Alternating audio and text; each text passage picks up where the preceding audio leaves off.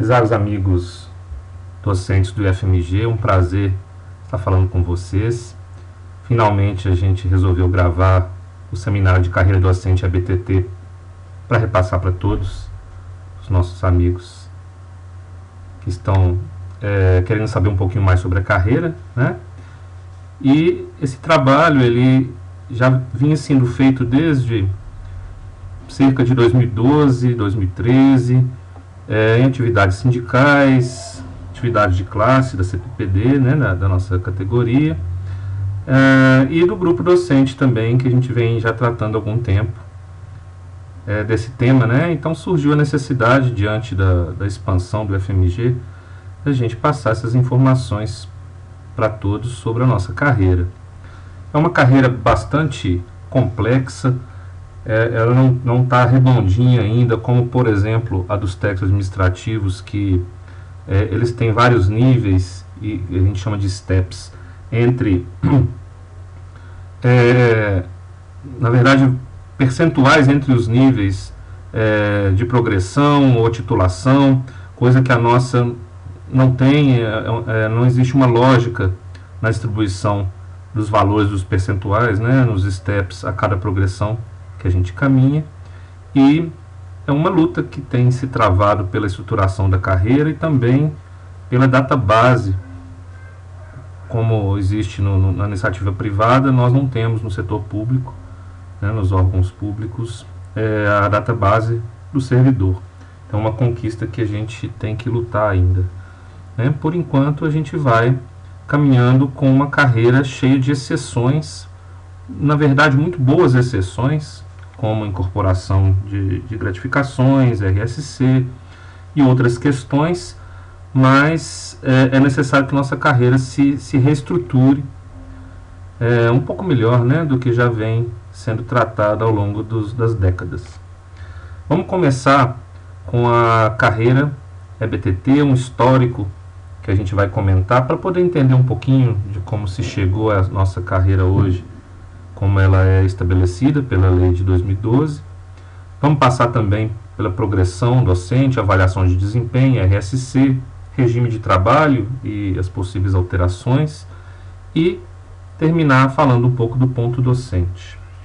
Meu nome é Eric Dominique, né, sou do IFMG, trabalho no campus Bambuí, sou lotado no campus Bambuí, e esse seminário é de julho de 2015 e nós vamos estar tentando atualizá-lo à medida que as novidades, né, sobre a carreira forem chegando. Nós temos o respaldo da CPPD, do IFMG, para realizar esse trabalho hoje, e para prestigiar, a gente colocou também no slide o nosso sloganzinho do grupo docente. Vamos lá. Vamos falar sobre histórico de carreira então, né? Bom, alguns conceitos gerais, só para facilitar. Em todos os níveis de carreira, a gente pode dizer que a progressão é a passagem de um nível de carreira para outro, por mérito. Aí embaixo aqui nós vamos entender o que é mérito aqui nesta apresentação, né?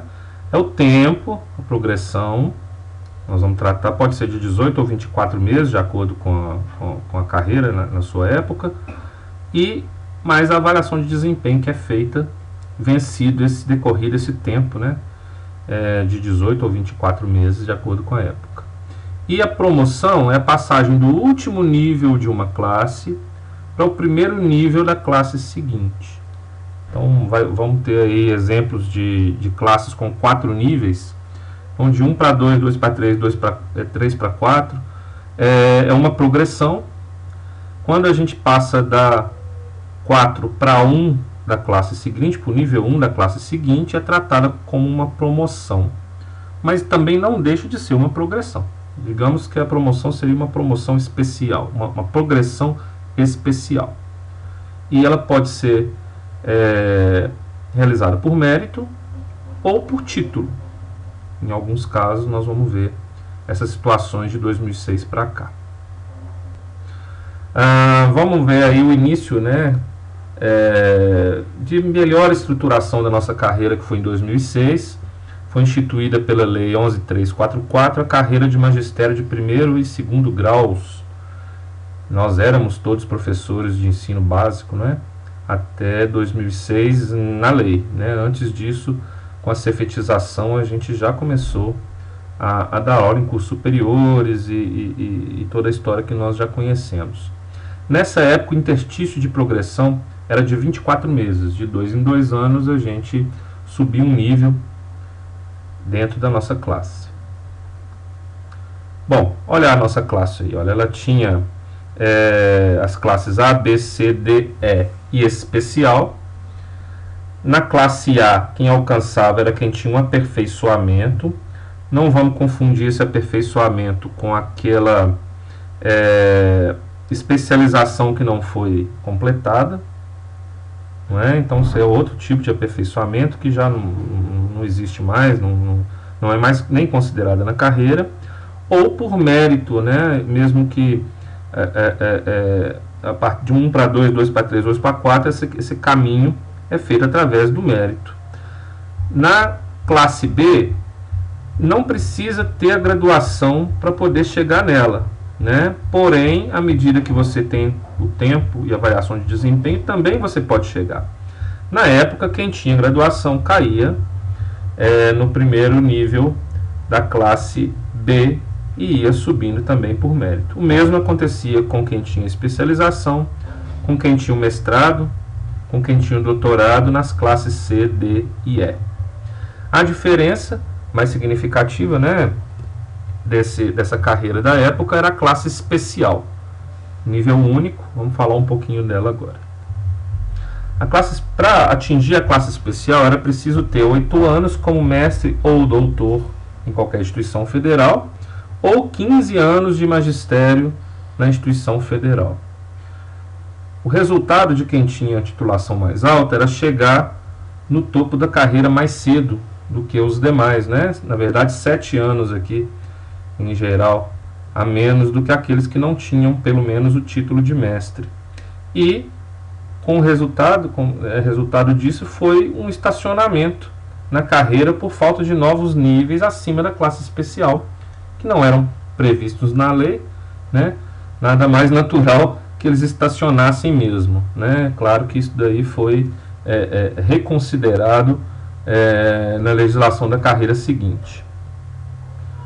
Bom, em 2008 nós tivemos uma nova carreira, uma nova legislação, considerando que já dávamos aula em cursos superiores em vários institutos, com a cefetização que ocorreu de 2002 para 2003, por aí, e isso precisava ser corrigido legalmente, embora também nós já demos aula em outras modalidades de curso superior sem ser o tecnológico, mas já foi um avanço, né? Foi instituído isso pela Lei 11.784 de 2008, e com um interstício de progressão diferente.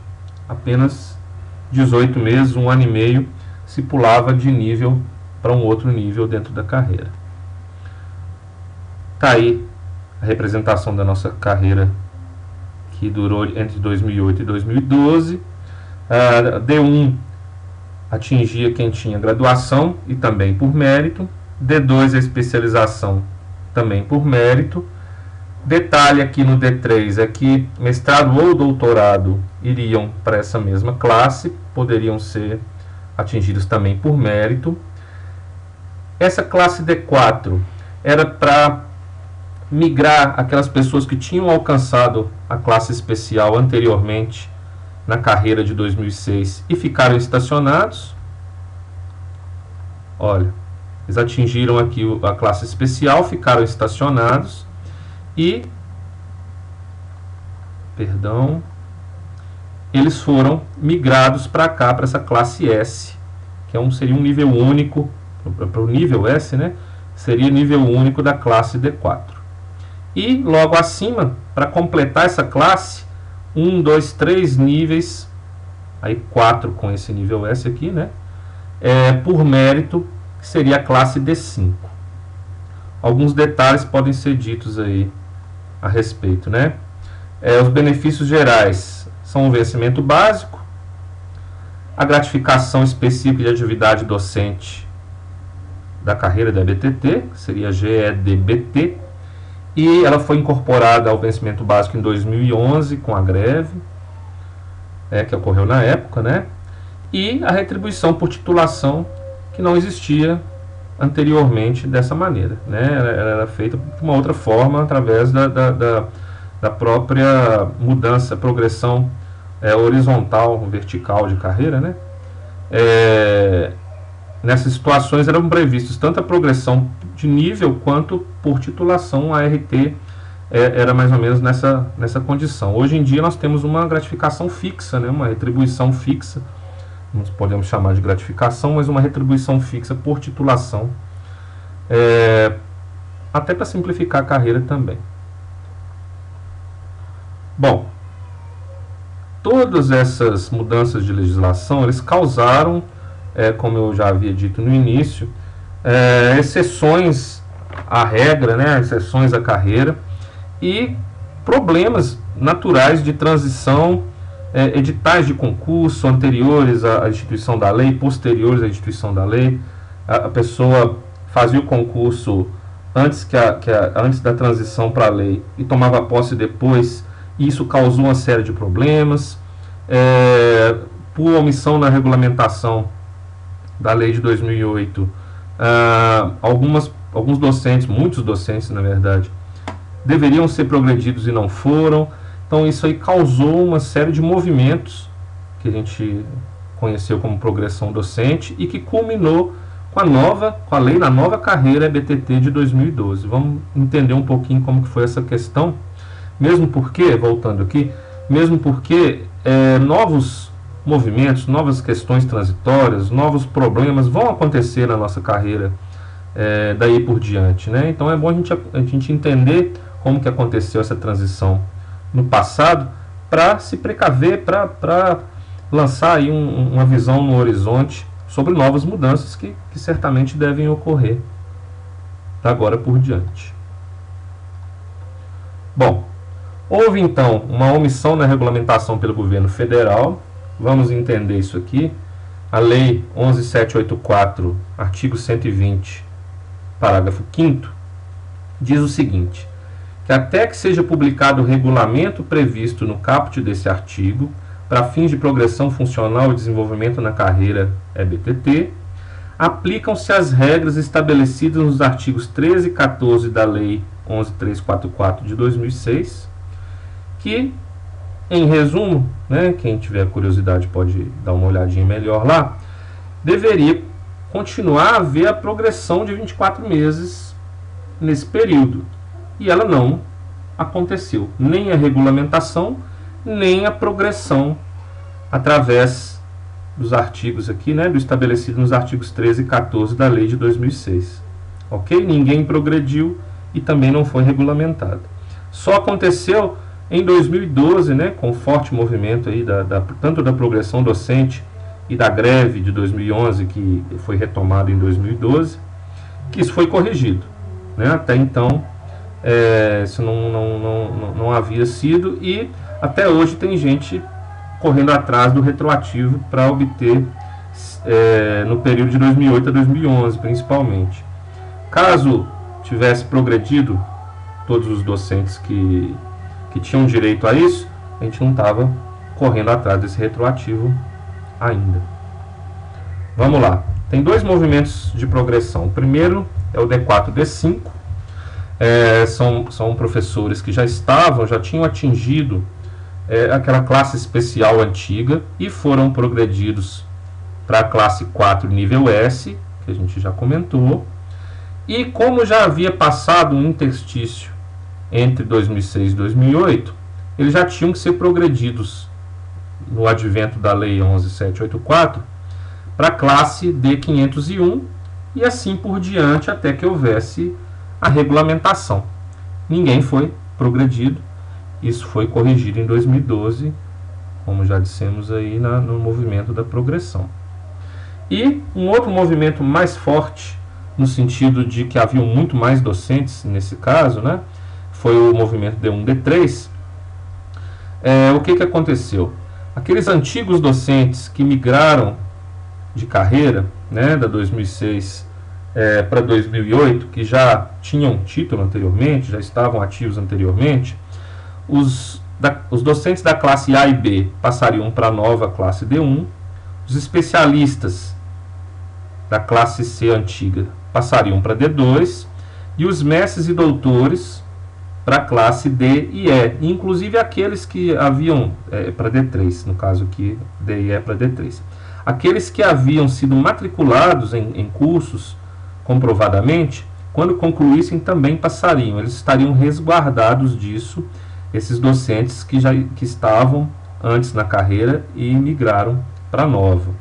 Os docentes que entraram depois do advento da lei, eles entrariam como D101 ou D11, né, no primeiro nível e classe, e não teriam promoção por título após obtê-lo. Era uma restrição da lei de 2008. Bom, mas até que houvesse essa regulamentação, esses novos teriam que ser progredidos por título. E não foram. Foi um problema, o governo talvez não previu toda essa confusão, também não regulamentou. Eles deveriam ser progredidos, foi uma grande massa que entrou nesse período, de 2006 em diante, nesse caso específico 2008 em diante, até 2010, 2011, e um grande número de professores estavam nessa situação. Esse movimento forte culminou com o decreto 7806 de 2012, após a greve, foi um ganho da greve, e houve um ajuste retroativo, e esses professores foram migrando retroativamente a níveis maiores que o D31, que eles deveriam ter sido progredidos em 2008, já tinham passados aí pelo menos 2, 3 progressões considerando 18 meses, e eles alcançaram novos níveis nessa época. Bom, tudo isso fez com que fosse necessário uma nova legislação, e o governo corrigiu de forma que todos pudessem ter sido promovidos por título em 2012 para D2 ou para D3, e foi instituída pela Lei 12772 de 2012 a carreira do magistério, BTT, a nova carreira, com interstício de progressão de 24 meses. Porém, a primeira progressão na transição ela teria que ser por justiça com 18 meses. Às vezes o professor estava quase atingindo a progressão com 18 meses e teria que ficar, teoricamente, aí mais 6, 7, 8 meses para atingir a próxima progressão, dependendo do tempo que lhe restava para progredir. Então a primeira progressão foi feita dessa maneira. A partir daí, segunda, terceira e assim por diante, com 24 meses de progressão. Isso foi feito no sentido de preparar para a equiparação com a carreira do magistério superior, que já era de 24 meses. A novidade desta nova carreira foi a promoção acelerada por título. Quer dizer, até que se atinge o estágio probatório, qualquer docente entra na carreira pelo nível 1 da classe 1, da classe D1. Então ele passa a ser D101 naquele momento que ele entrou, E após o estágio probatório de 3 anos, conforme o título dele, ele vai para D2, se for especialista, ou D3, se for mestre ou doutor. Então dá uma corridinha aí após o estágio probatório. Essa aqui é uma tela de comparação entre a carreira de 2008 e a de 2012 nova. As duas colunas da esquerda se referem a 2008. Podemos ver aqui aquela classe S, do D4. Essa situação foi corrigida aqui com a nova carreira D4 com níveis de 1, 2, 3 e 4. A carreira D3, a classe D3, perdão, continua da mesma maneira. E a novidade aqui é justamente que a classe D1 e D2 possuem apenas duas classes. 2 em 2 anos, passamos para um outro nível. e em 4 anos se fecha uma classe. Ao contrário da D3 e da D4, que nós vamos precisar de 8 anos para poder chegar nesse topo, né? Então, com graduação e mérito se caminha na classe D1, com especialização após o estágio probatório, diga-se de passagem, ou por mérito, se não tiver especialização, chega-se, né, à classe D2 e caminha através dela. Não há impedimento de avanço, de progressão por mérito, no caso da ausência de títulos.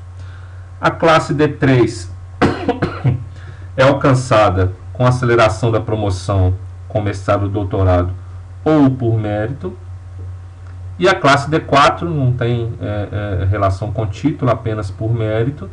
E quando a gente chega na classe 4, nível 4, a gente precisa, com mais 2 anos de tempo e mais algumas coisas que nós vamos ver no slide seguinte, alcançar a classe titular. Vamos ver isso daí. Vamos ver aqui acesso à classe titular primeiro.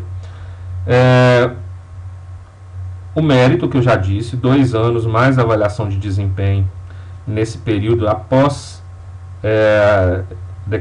nível 4, classe 4, 2 anos e mais avaliação de desempenho.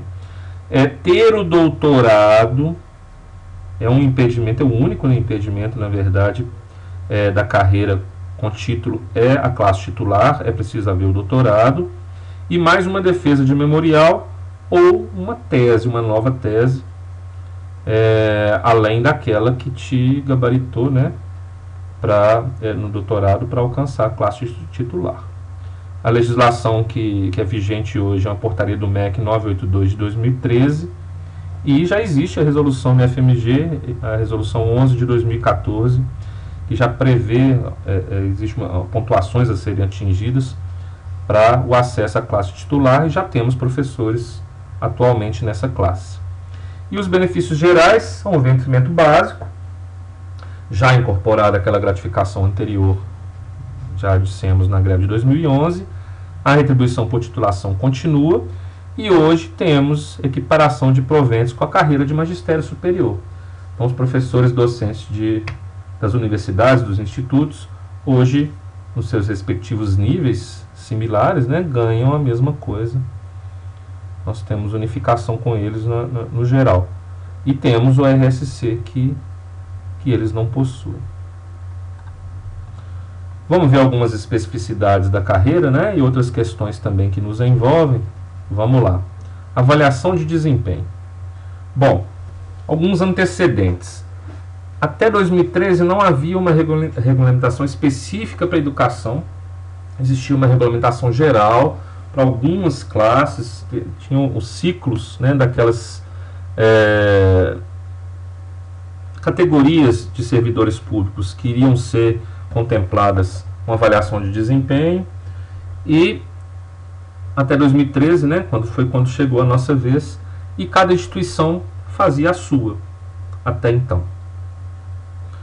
Bom, chegamos aí à lei 12772 de 2012, cujo artigo 14, parágrafo 4º, previu o estabelecimento de diretrizes, né, para o processo de avaliação de desempenho. Essas diretrizes têm que ser estabelecidas pelo MEC, em portaria, que foi estabelecida logo abaixo, nós vamos ver, contemplando pelo menos, né, atividades de ensino, pesquisa, extensão e gestão. E as IFES, as instituições federais de ensino, deverão regulamentar em seguida, era o que dizia esse artigo 14, parágrafo 4º da lei. Bom, veio o MEC e regulamentou, através da portaria 554 de 2013, além de ensino, pesquisa, extensão e gestão, incluiu também assiduidade, responsabilidade, qualidade do trabalho e avaliação de alunos. A gente pode ver aí que não incluiu pontualidade, incluiu assiduidade, né? Essa avaliação de alunos aqui é uma coisa que ainda tem que se discutir. Talvez a CPA possa atuar nesse quesito aqui, né? E os demais, os anteriores, provavelmente serão quesitos relacionados com a chefia, né? Assiduidade, responsabilidade, qualidade de trabalho, talvez uma autoavaliação também, mas isso tudo tem que ser discutido entre as IFES, né? Na regulamentação interna. Bom, atualmente muitas instituições de ensino fazem vista grossa, principalmente porque a comunidade, em geral, de docentes, tem receio de isso ficar pior. A avaliação de desempenho, ela nunca foi, ou pouco foi, um entrave para que os professores progredissem.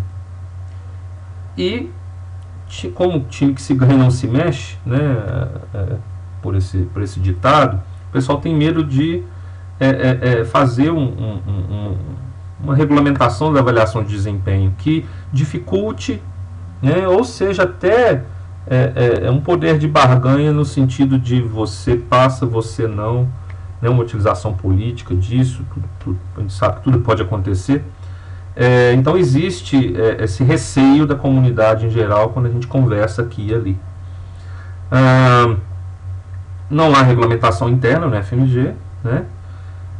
O que existe, às vezes, em alguns campos, cada um também faz o seu, né? É a utilização daquela planilha de atividade docente que é vigente hoje.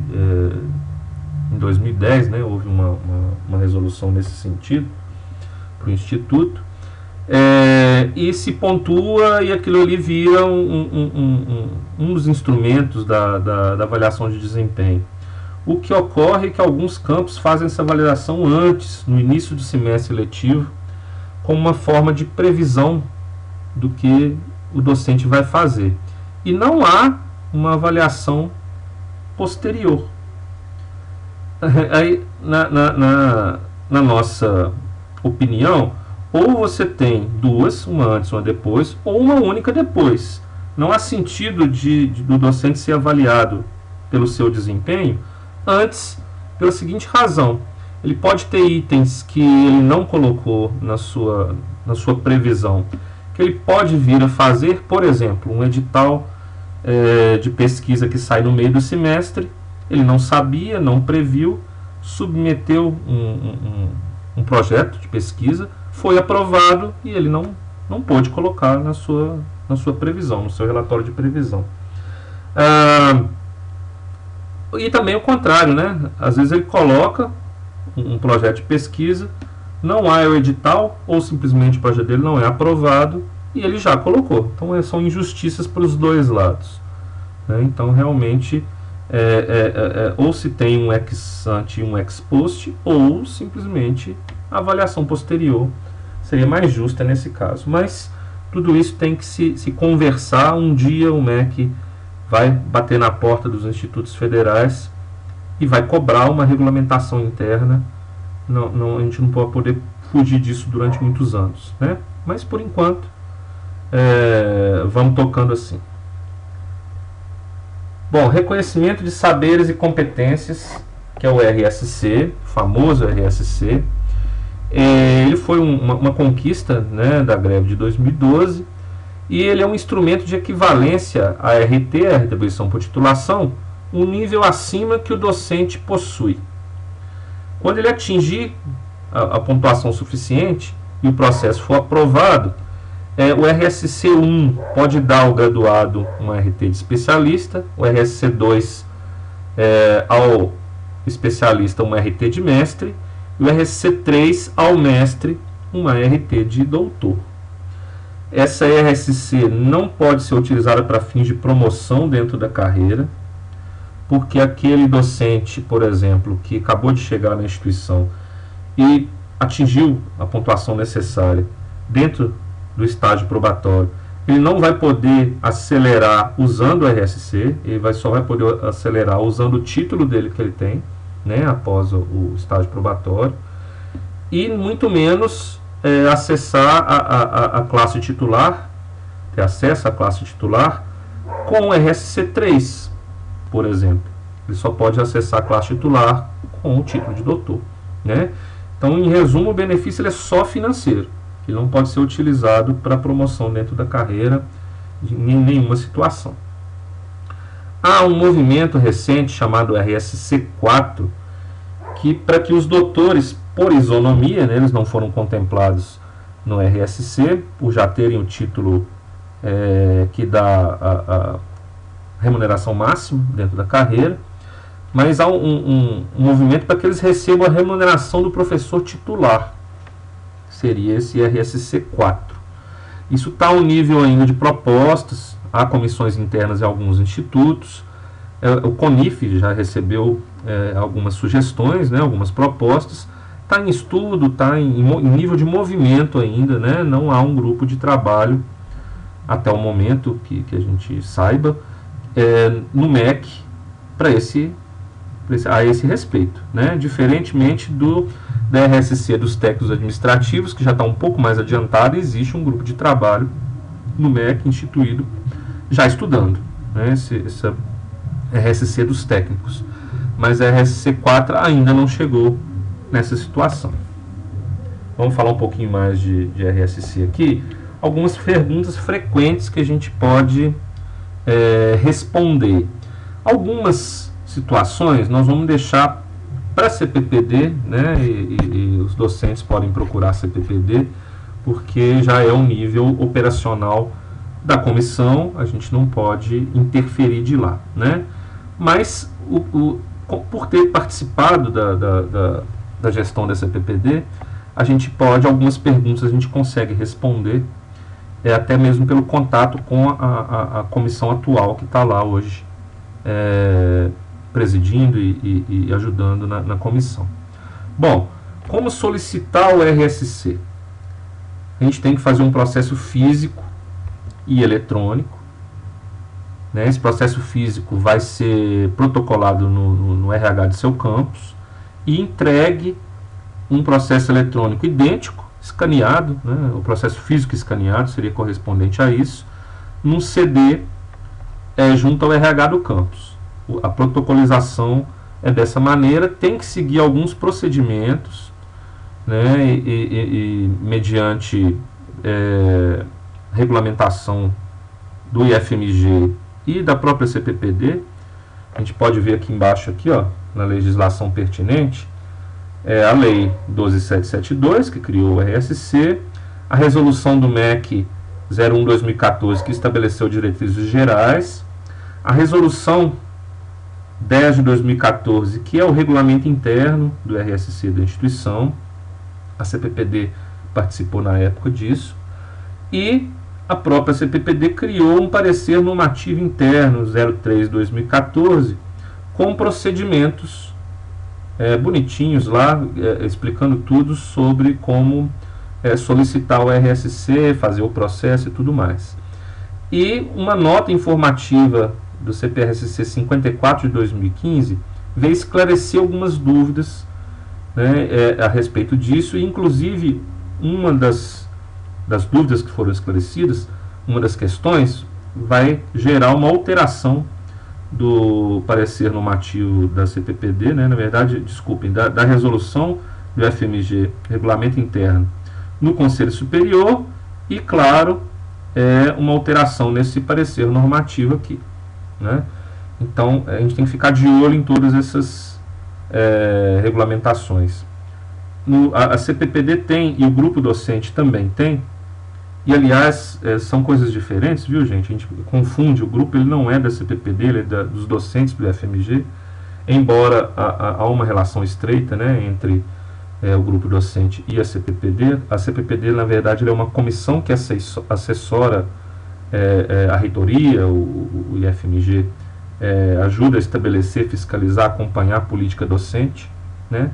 E ela utiliza esse grupo, que é não institucional, que é o grupo docente, para discutir as suas questões, né? Mas lá no grupo docente tem algumas mensagens, alguns tópicos de instrumentos, solicitações, essa legislação está toda lá, então tem a gente onde buscar isso daí lá no grupo docente, ok? Bom, preciso fazer quantos pontos em quais níveis? Para atingir o RSC, a gente precisa fazer 50 pontos no total, no mínimo. 50 pontos. E desses 50 pontos, pelo menos 25 tem que estar naquele nível de RSC que você pretende. Por exemplo, se você deseja atingir o RSC 3, pelo menos 25 pontos tem que ser dentro dele, e os outros 25 podem ser no 1, no 2 ou no próprio 3. Ok? Então, é preciso fazer essa pontuação para atingir, resguardado esse detalhe dos 25, pelo menos naquele nível, né, que você pretende atingir. O que a gente sugere, recomenda, é que você deixe, não fique só nos 50 pontos e pare, deixe o que a gente chama de gordurinha, né? Porque vai existir uma comissão avaliadora, tipo uma banca, que pode negar uma atividade sua, e aí você colocando mais que 50 pontos, né, e inclusive mais do que aqueles 25 naquele nível que você pretende, se possível for, para você garantir que você vai atingir o RSC. Vamos lá. Nós vamos carregar o RSC para aposentadoria.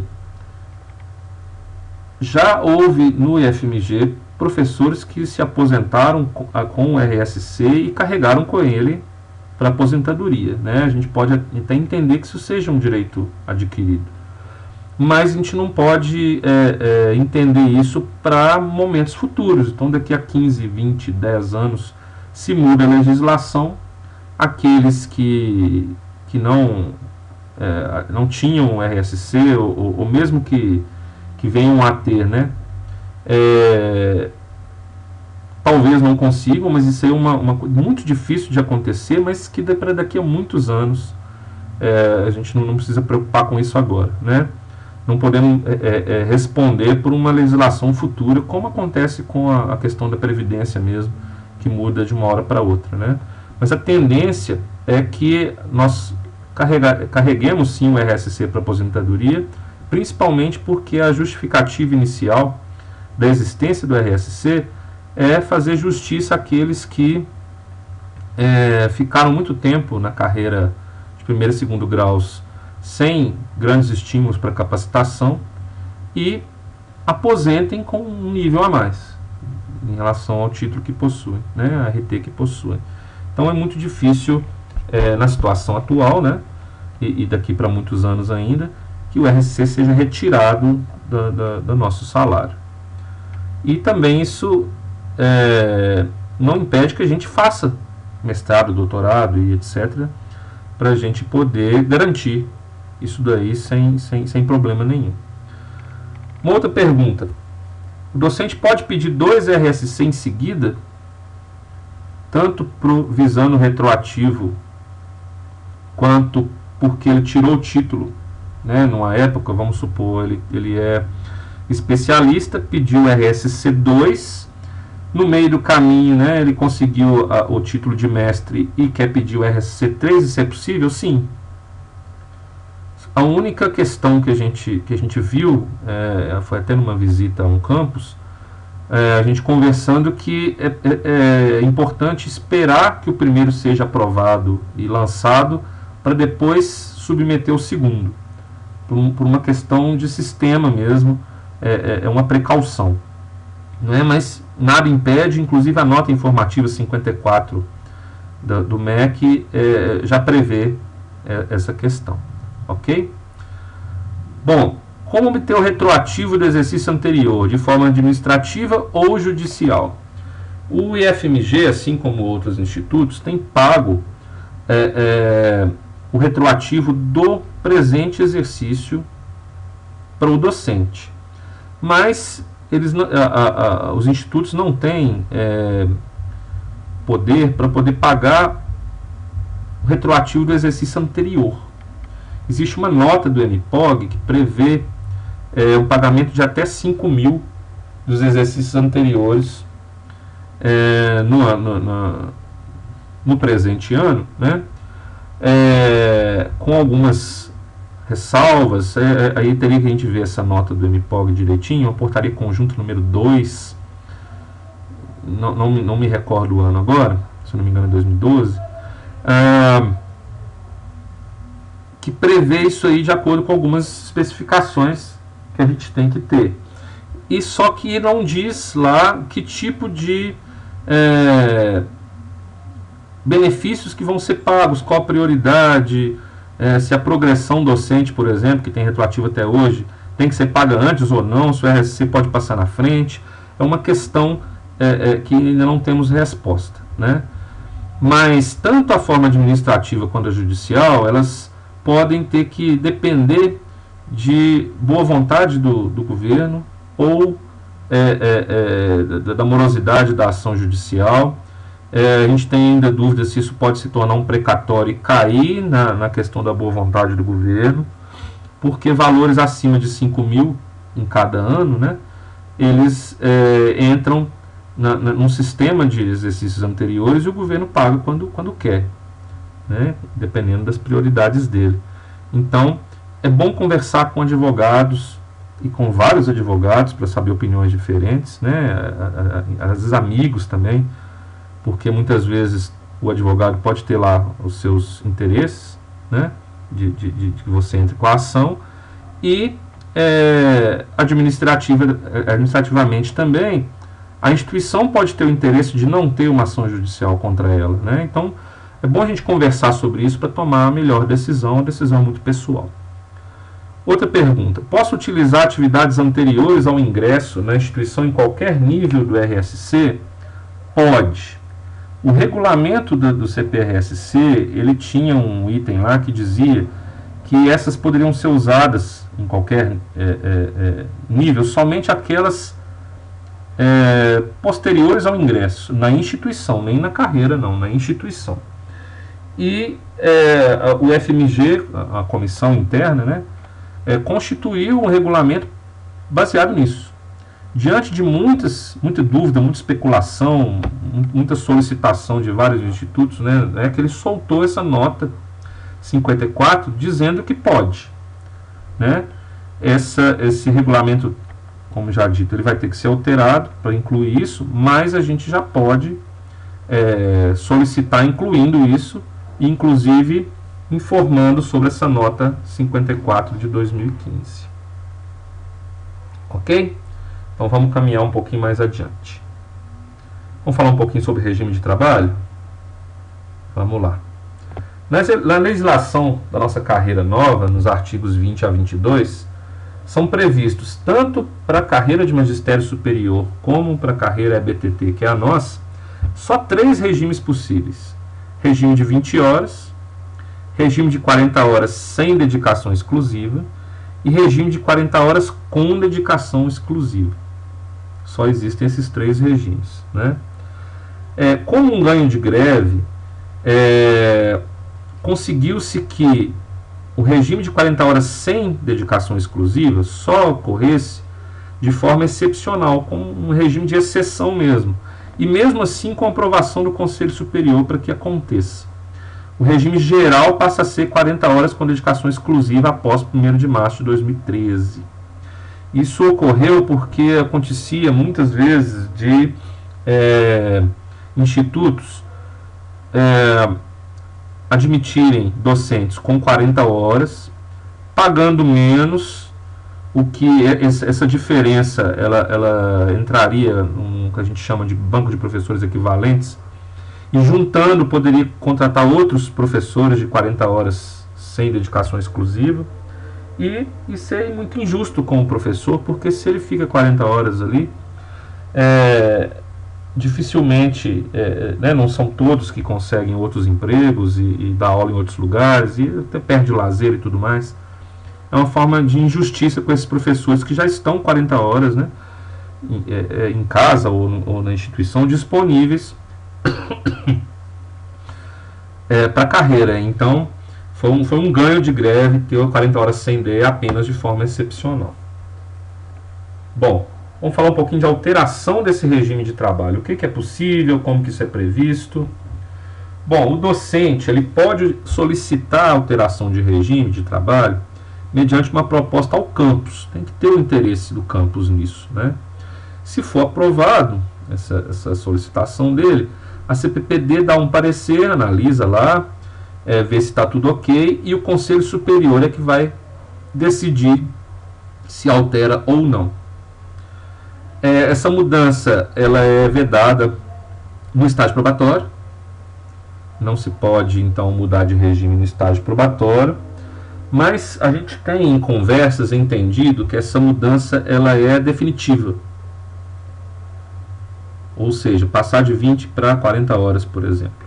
Essa mudança definitiva não pode ocorrer dentro do estágio probatório. Porém, a temporária, sim, pode ocorrer, né? E existem algumas condições para isso. Para o professor, por exemplo, de 20 horas passar para 40 horas. E, aliás, sem DE, tá? Essa mudança temporária ela só pode passar de 20 horas para 40 sem DE. Na definitiva, sim, poderia passar o professor de 20 horas para 40 com DE. Mas essa mudança temporária tem que ver se não existe acúmulo de cargo público, se existe recurso orçamentário para isso, porque cada alteração aí precisa de mais os acréditos lá naquele banco de professores equivalentes que a gente conversou. Além disso, a finalidade para essa mudança ela pode ocorrer em virtude da ocupação em cargos de direção, função remunerada, função gratificada, perdão, ou de coordenação de curso, ou então para outras ações de interesse institucional que devem ser definidas pelo Conselho Superior. Essas ações não foram definidas ainda, né, mas já está em discussão, os membros, representantes docentes do Conselho Superior já começaram essa discussão. Em breve aí talvez já vamos ter alguma definição nesse sentido. E então essa passagem de 20 horas ela é temporária, ela depende de uma série de condições, e até que o docente consiga,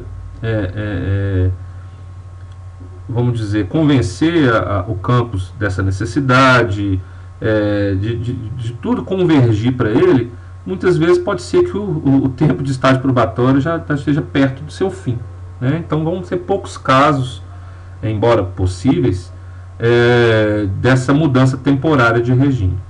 Um problema que nós temos no FMG, que precisa ser corrigido também, são uma quantidade enorme de professores de 20 horas que foram contratados. Há um problema sério de rotatividade, né? O professor fica num campus que muitas vezes não é da cidade dele, e ele não consegue, ele não consegue ficar na cidade porque a remuneração é menor, acaba fazendo outro concurso, pedindo exoneração, arrumando outro emprego.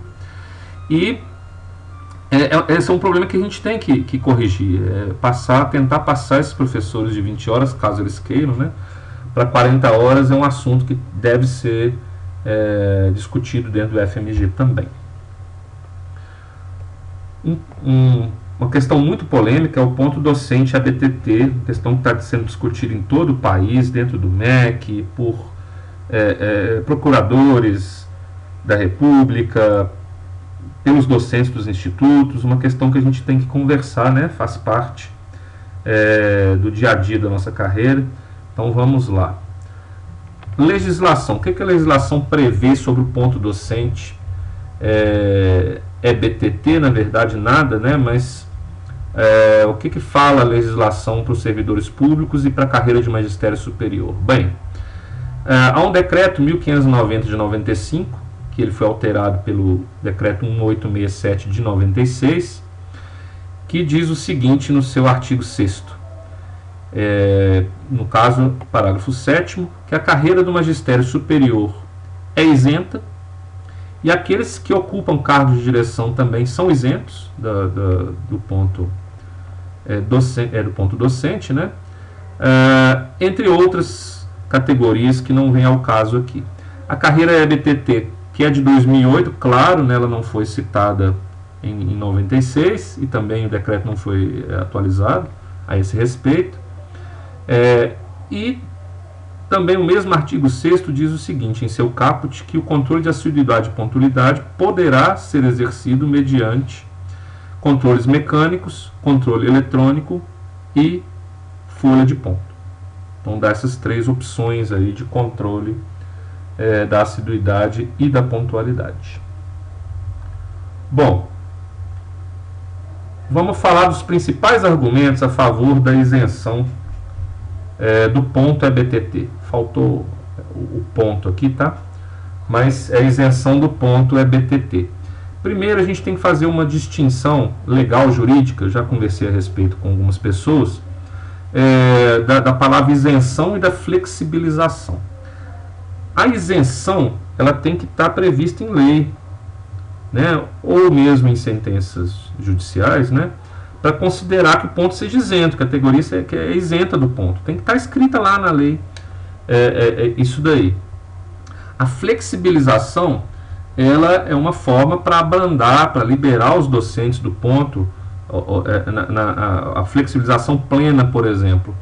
Na prática, ele equivaleria à isenção, não na teoria, não juridicamente, né, mas na prática sim, e outros graus de flexibilização que não sejam a total, né, a flexibilização parcial. Então a gente tem que entender um pouquinho isso daí para a gente usar os termos técnicos corretos. Bom, então os principais argumentos a favor dessa isenção são os seguintes. Primeiro, a similaridade ou equiparação, em alguns pontos, entre as carreiras do magistério superior e a nossa carreira EBTT. Primeira coisa, os regimes de trabalho, eles são os mesmos. Então há uma equiparação. Isso é previsto na Lei 12.772 da nossa carreira, artigos 20 a 22. São aqueles três que a gente comentou, vale tanto para lá quanto para cá. Autonomia, a equiparação prevista na Lei 11.892 de 2008, artigo 2º, parágrafo 1º, em termos de regulação, avaliação e supervisão das instituições e cursos superiores. Então, a criação de um curso, a avaliação de um curso. Hoje em dia, somos equiparados plenamente nesse quesito. As atividades, se a gente for dar uma olhada na Lei 11.892 de 2008, artigo 7º, que é a Lei dos Institutos Federais, a gente vai ver lá que a gente pode fazer as seguintes atividades: ensino médio, ensino técnico, FIC, tecnológico, licenciaturas, bacharelados e engenharias e não bacharelados em engenharia. Lá a lei está dizendo bacharelado e engenharia. Pós-lato e escrito senso, pesquisa aplicada e extensão. Só dá para dar uma olhadinha, a gente já percebe que as atividades são as mesmas, né? O que pode acontecer é a concessão de programas do MEC para os institutos e para as universidades de forma diferente, mas que os docentes podem fazer as mesmas coisas. Isso está bastante claro quando a gente dá uma olhadinha lá na lei. O foco talvez seja diferente um pouquinho, né? Profissional e acadêmico, mas as atividades são as mesmas. Benefícios, nós somos equiparados hoje. Se a gente for dar uma olhada no anexo da Lei 12.772 de 2002, nós vamos perceber isso. A gente ganha o mesmo que o professor universitário em seus respectivos níveis aí de progressão e titulação também. Um outro argumento que é utilizado em muitas petições, né, judiciais mesmo, sentenças, quando o juiz concorda com esse argumento, é que a atividade docente é incompatível com o ponto, né? A gente que leciona e faz pesquisa e faz extensão, está aqui e ali, a gente sabe que realmente a atividade docente é incompatível com o ponto, né? A gente bater ponto ali diariamente é uma coisa bastante complicada. A carreira EBTT não existia em 96, então o decreto não poderia contemplá-la, sendo que ela só foi passar a existir em 2008 e renovada em 2012. Então, é um argumento que acontece para não seguir à risca o decreto de 95/96. E, além disso, algumas sentenças judiciais favoráveis que existem hoje. A mais recente e famosa delas, o Instituto Federal do Piauí. E tem um parecer aí, né? São alguns pareceres favoráveis de procuradores e um parecer da AGU a respeito da isenção do ponto docente. Vamos ver a situação hoje, o que está acontecendo? Bom, há uma insegurança jurídica a esse respeito. Os institutos não emitem portarias, resoluções.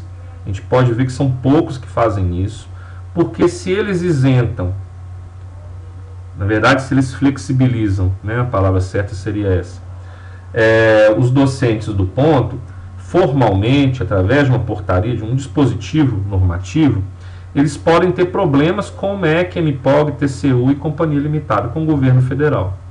Se eles regulamentam o ponto, eles vão ter, principalmente se for eletrônico, eles vão ter ações dos servidores imediatamente no dia seguinte aí, contra essa regulamentação.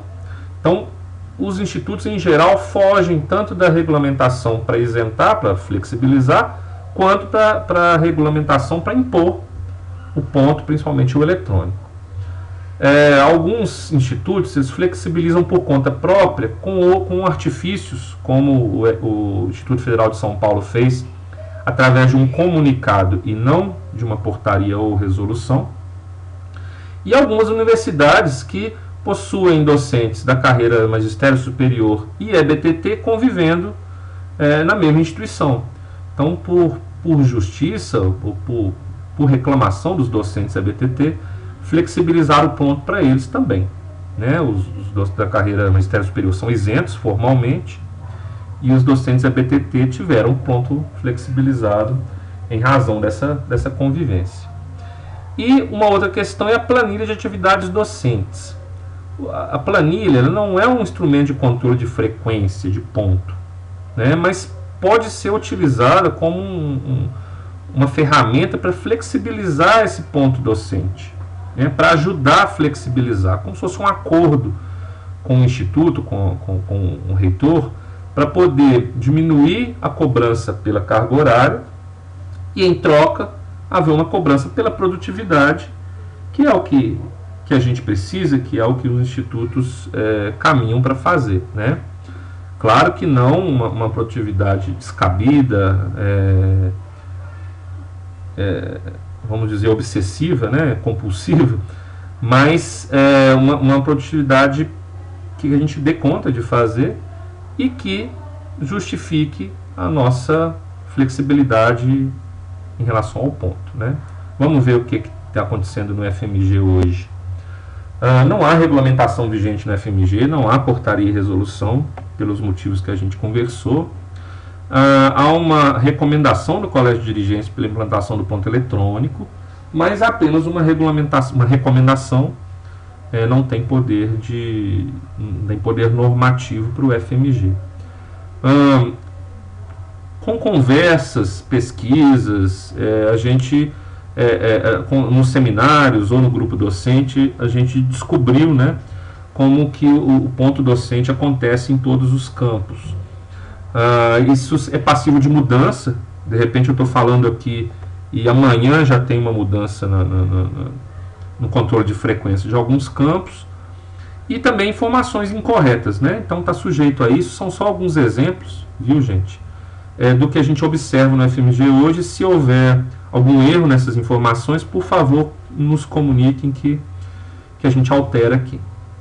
Bom, pelo que nós observamos, atualmente, Bambuí, São João Evangelista, Betim, Governador Valadares e Formiga, esses campos, fazem o controle de frequência por folha de ponto.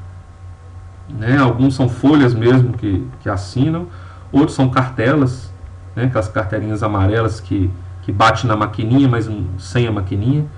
São folhas de ponto manuais preenchidas a caneta. É o que a gente percebe nesses 5 campos, algo próximo a isso. Em Ouro Preto e Congonhas, há um controle de aulas, né? Talvez com a folha de ponto, mas apenas um controle de aulas. Em Itabirito, há um regente, no seminário docente que nós fizemos lá, o que mais aproxima, né, da situação que ocorre lá é um ponto de 24 horas controlados na instituição.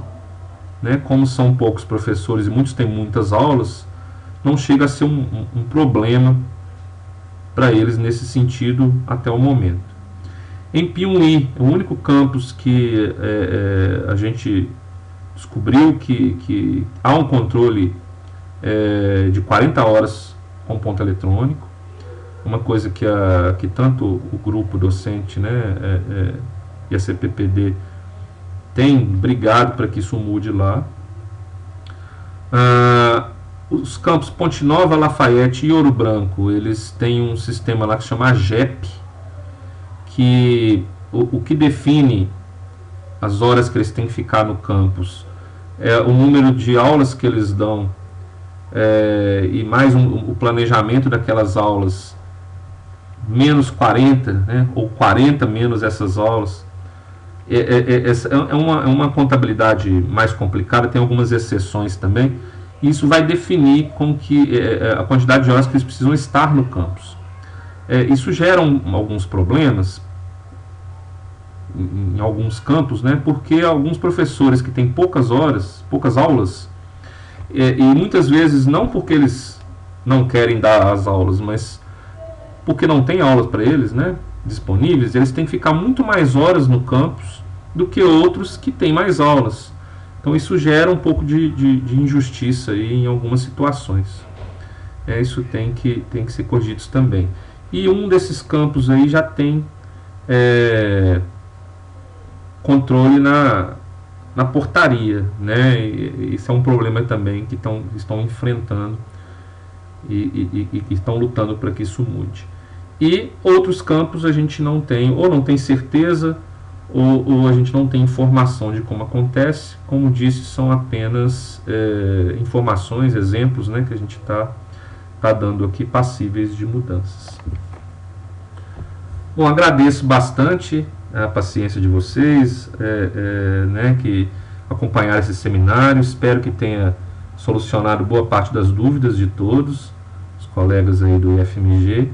E estou aberta a perguntas através do e-mail eric.dominique@ifmg.edu.br, e sugestões também para que o seminário melhore, informações, atualizações.